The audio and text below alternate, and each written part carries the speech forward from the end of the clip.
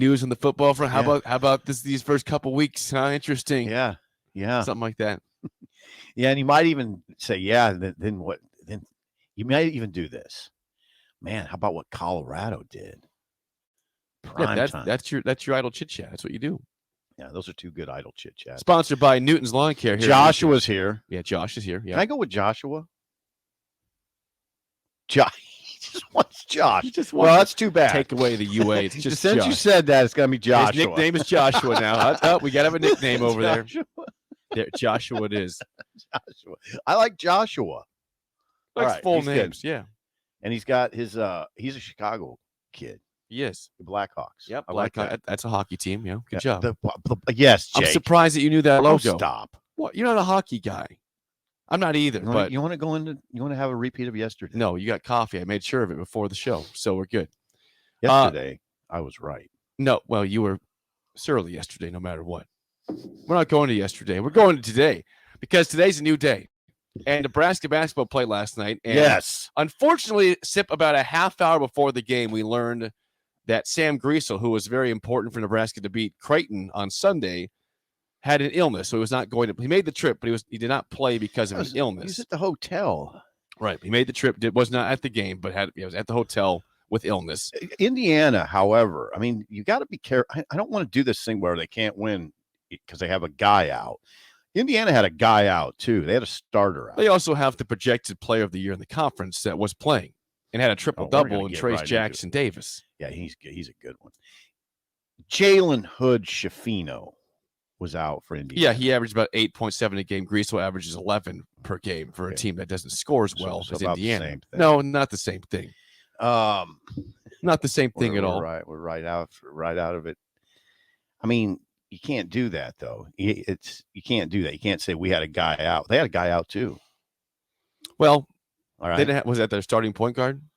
I don't know what his exact role is. I'm not an Indiana. Indiana is a team that is projected to be, either a top 3 team in the conference, right? When all is said and done, or number 1, or top 3. Yeah, one is in top 3. Yeah, they're a very good team. They can afford one guy sitting out more than Nebraska, unless that player would be Trace Jackson Davis. That's a different story. I'll tell you what. I know Indiana was coming off a loss at Rutgers, which has Indiana's number.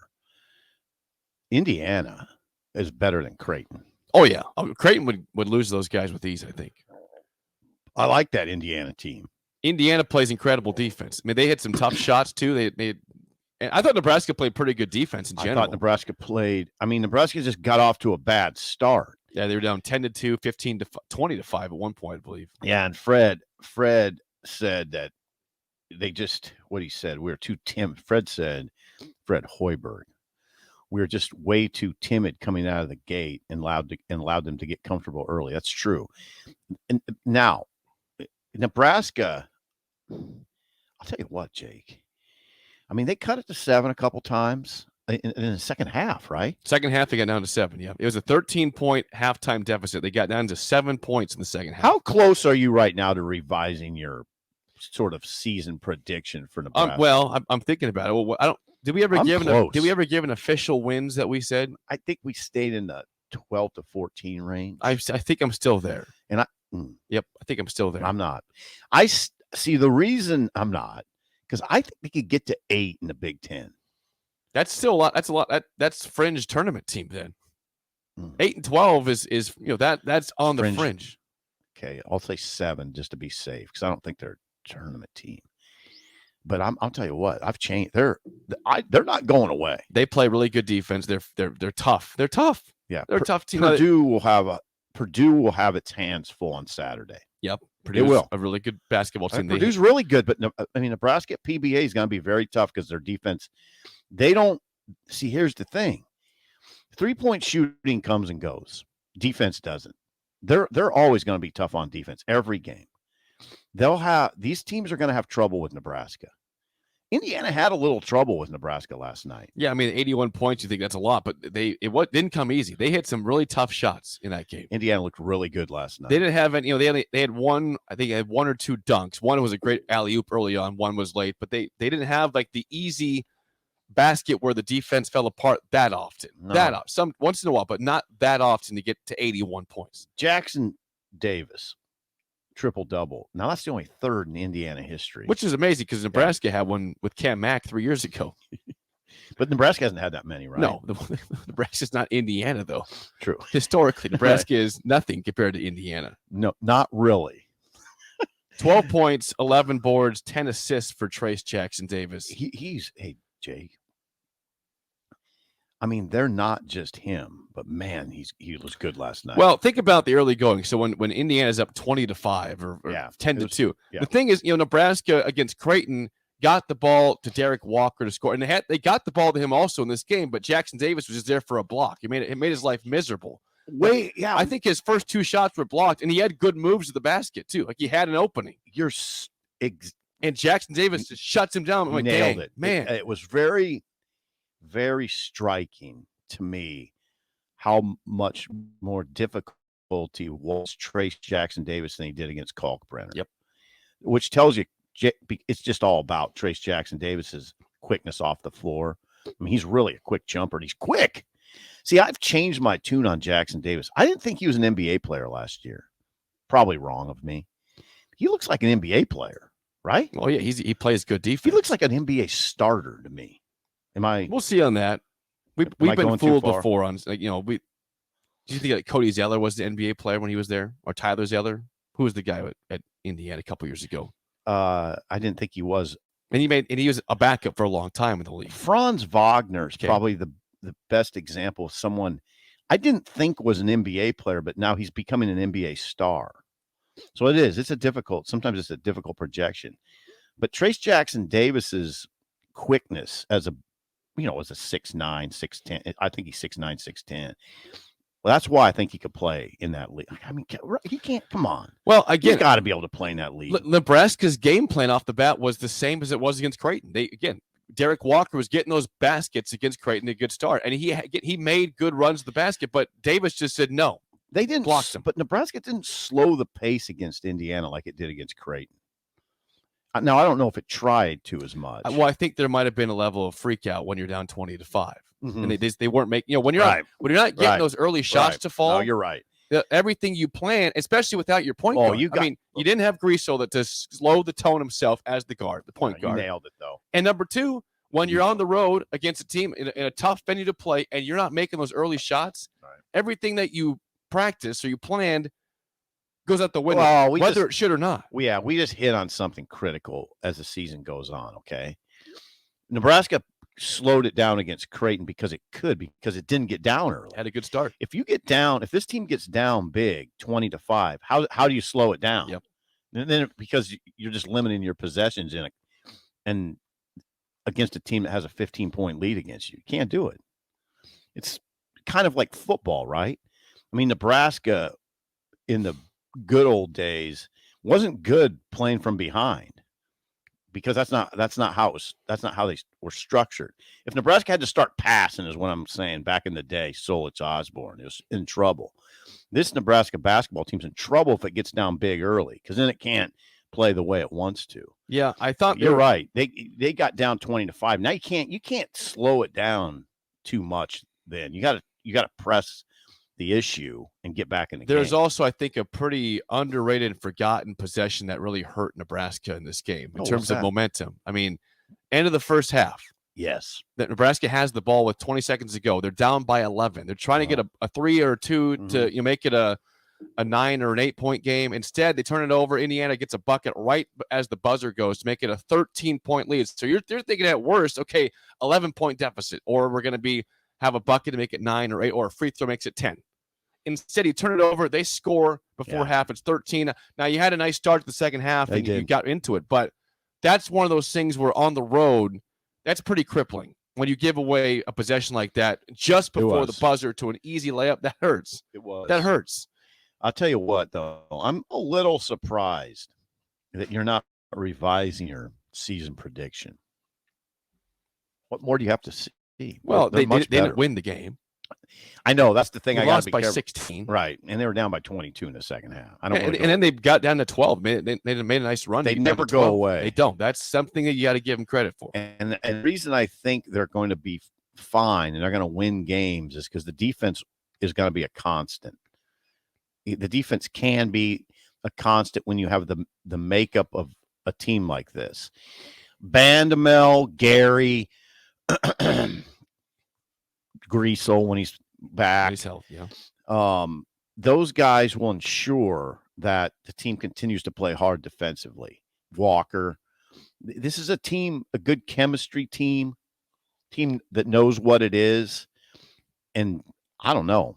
Those guys I rattled off, those four in particular, are good players. And Wiltshire last night had 22. He did. Wiltshire He's shot the ball erratic though. He's not always going to put that up there. So the reason why I'm he is kind of the reason why I'm not revising my prediction yet is because they still are not a good shooting team. They're not a good shooting team. Not really there. Like defense is. I'm glad that they have finally accepted. You cannot have this breakaway, pace because you don't have the guys to do it. You don't have enough guys that are that good. You got a couple in the last couple of years, but not enough to make it worthwhile. And you just get pounded. Right. So I'm glad he's finally aware, Fred, of what it takes to win with this team or at Nebraska. Right. At this moment in the conference. But the problem is I don't trust the shooters yet to say, hey, guess what, Sip? They're going to win 8 Big Ten games. No, you're right. They're not a great perimeter shooting team. And we're saying this after Wiltshire. After Wiltshire was what? He was 7 for 13. Yeah, 7 for 13. That's a good shooting night. Casey, 5 for 11. Casey, 5 for 11. Not terrible. I mean, I always say when those guys, if they're both in the 11 to 15, 12 to 15 range, Nebraska has a shot to win. Not last night, not really, but they both were in that range. It just goes back to they played without Greasel. Probably didn't get the ball to Walker enough either. Only took 7 shots. Well, that's the Jackson Davis factor, though. That's just they figured out early on, hey, this is going to be tough for Derek to score. Indiana. Now, Derek had 16 attempts against Creighton in that win, 11 for 16, because they figured out, hey, Kalkbrenner simply cannot stop me. It'd be foolish for me to not take this many shots. It's Jackson Davis can stop me. Why do I think Indiana? Now, I'm just going to I do think Indiana is better than Creighton. And why? I think they're a little deeper and they're more athletic. They're tougher. Yeah, they play great defense. Yeah, they play better defense. Now, Indiana's not always going to get that kind of game from God. This box score is all jacked up. Here's the deal. So before the show, I went to the official Nebraska website, and it has several players from Nebraska on Indiana's team. It has Breidenbach with 20 points. Not true. Denham Dawson with 13. Not true. It has Bandamel on this thing. Also, so they have 3 Nebraska players on the Indiana box score from the official box score of the game. Galloway is who I'm thinking Galloway of. had a good game. Yeah, Galloway's not always going to shoot like that. He finished with a career high 20 points, Trey Galloway, and made 7 of 10 shots. Now he's a good player. I mean, he got good last year, and you can just see him coming into his own, but he's not always going to do that. So I got to be careful using. I don't want to be too swayed by what I saw from Trey Galloway. And then Tamar Bates made 5 of 8 threes also. Yeah, Tamar Bates was hot. He was hot. Yeah. Now, Xavier Johnson helped Nebraska keep him. Xavier Johnson at times was Nebraska's best player. He had 7 turnovers last night. I don't know what the hell he was That's doing. a former Nebraska target, commit for a brief time. Now, he's super athletic, like super fast with the ball, but sometimes he just moves too fast. I mean, he's out of control is what I'm saying. He's out of control. Indiana 15 turnovers, Nebraska 13. Yeah, so even there, but yeah, they had to get him out of the game. Xavier, they did. I mean, he was gonna get Nebraska back in the game with his out of control ways. I mean, let's hope he'd stay. Well, yeah, they needed to get him out of the game, Woodson. They did. They got him out. But I don't like to dog on him too much because he's super fast. I mean, I don't know though. If I were Indiana, I'd watch that situation. He's going to cost them games if Woodson's not careful. Xavier Johnson will cost them games. Am I being too hard on him? No, I think that's important to recognize that. Yeah, you can't be that sloppy with the basketball. You're sloppy. It's one thing to be fast, and that can work well for you. But if you're fast is resulting in sloppy play, that's not worthwhile to play you. There were significant stretches where he was keeping Nebraska in the game. That's not good. No, when you're keeping the other team in the game, that's trouble. But I like Indiana. I like them better than Creighton. They're more athletic than Creighton. They probably don't have as many perimeter guys. I don't know. I don't want to say that. They're more athletic and deeper than Creighton. Yeah, I wonder and I know that there's probably Creighton fans that watch the game. I'd like to hear what Creighton fans say. If you're a Creighton fan out there this morning, 464-5685, you watch Indiana play, you watch your team play in Nebraska on Sunday. Who's better? Who's the better team? I mean, Indiana is ranked above Creighton now. Creighton fell to 21st in the rankings after their losses to Texas and Nebraska last week. But Indiana only has one loss at Rutgers. Right.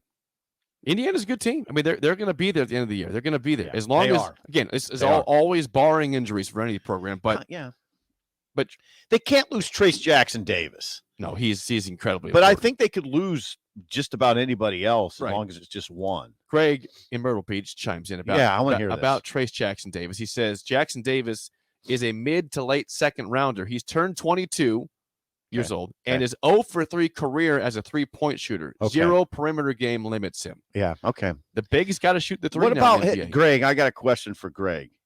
What about his mid range? It looks like he has a mid range. Did he shoot much mid range? Doesn't do it much. I feel like he was just at the rim. Yeah, he goes to the rim. He's a drive. He drives the ball well. Had an epic dunk last night. Crammed one home. Hey, by the way, epic dunk. Juwan Gary had an epic dunk. Oh man. Yeah. Kugler and Barter were like, "Where did that come from?" That's what I said too. Where did that come from? Hello, Juwan Gary. Yeah, over 2 hands. Didn't he have 2 guys down there? Crammed it was one. It was one, but still, it was a monster. Trace Jackson Davis's mid-range game. That's what I'm interested in. Do you got any response from Greg? Not yet. People are saying, one person says, Dexter, unnamed texter, says, harping on Indiana, but it's okay for Tominaga to shoot threes from 10 feet behind the line and brick them. Yeah, Tominaga. No, I'm just going to say this, and I like him, but I wouldn't recruit a player like Tominaga in the Big Ten. Too small. Liability.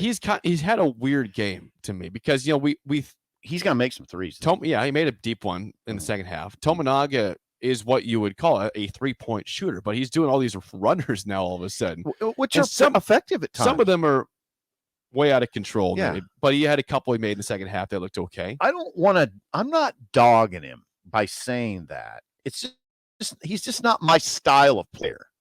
I'm not going to recruit a little guy in the Big Ten that's not particularly strong. He's not going to help you on defense. Yeah, doesn't play defense. Yeah. Well, he does. Now, hold on. He's better that way. He is better that way this year. He's getting a lot of deflections. He did have 1 steal last night. Yeah, he's getting deflections. He's turned it up. He's improved. There's no doubt that Tominaga has improved.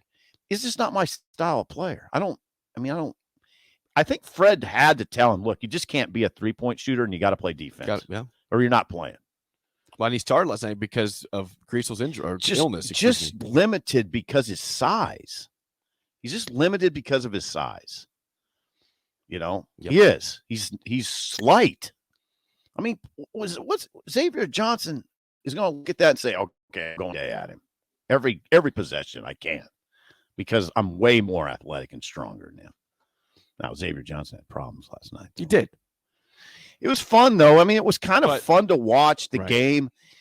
I mean, I know Nebraska fans are probably frustrated. Are they frustrated, or would they be frustrated to hear you say that? I don't know. Well, I'm impressed with Nebraska, and even in a loss. Here's the deal, too, is that based on what I saw against Creighton, in typically years past, hey, Nebraska's down 20-5, I'm turning it off. It's over. I never thought that because me neither. Even if you watched that game, you'd say Nebraska's defense, despite being down 15, is not playing poorly. They're hitting tough shots. Mm-hmm. Yeah. They got a couple second chance points that you just missed the rebound. But Nebraska, it wasn't a lack of effort. No, not really. I have seen lack of effort, and that's why I turn and say, no, I'm not watching that. They're not giving the effort. You like this Nebraska team because it's a high character team with good chemistry, and it plays. It's high effort. I want high effort. Plays good defense. This is This is what Trev wants. Trev Alberts, the AD. So does Jake Sorensen. Tough effort. Thank you, Trev. We're on the same page. Let's get a call from Tom on the Honda of Lincoln hotline, 464-5685. Tom, you're on an early break. Go ahead. Hello. How's everybody doing? Good. Just basically have a statement. So in the 90s, McDermott was my coach back at Wayne, and everything ran through the point. So the point guard would set up, the inside game. We always had a good inside game, but we also had Tyler Johnson, which a lot of you probably don't know, but he was a phenomenal basketball player. Okay. And it was basically the point guard determined what goes. Okay. All right. Rhule, or whatever that guy's name's for Nebraska, what he did against Creighton was move the ball off the point. He redirected the ball. All right. So for Creighton to lose, if the point's not effective because they're moving them off the ball, Creighton doesn't look easy. So it all comes down to who's defending the point and how they redirect the ball. Last night in Nebraska's game, Grisa, or whatever his name is, was not there to redirect the ball. So therefore, you're giving up penetration inside the paint. You're letting the big guy do his work. It just creates a whole different game without your big man, your big point guard moving the ball. Okay. Thanks, Tom. Now, Appreciate it. I think Bandamel guarded Nembhard. Bandamel cut the head off the snake against Creighton. He sure did. Bandamel. Now, I don't think that the point guard play for Indiana is as important. That's my read as it is for Creighton.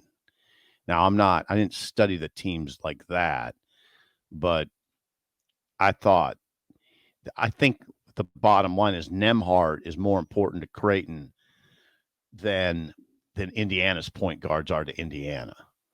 Is that? Yeah. Well, again, we have seen firsthand the importance of Nembhard when they're good, right? Yeah, we're not qualified to get into this discussion. I'd have to watch Indiana a few more times. Greg in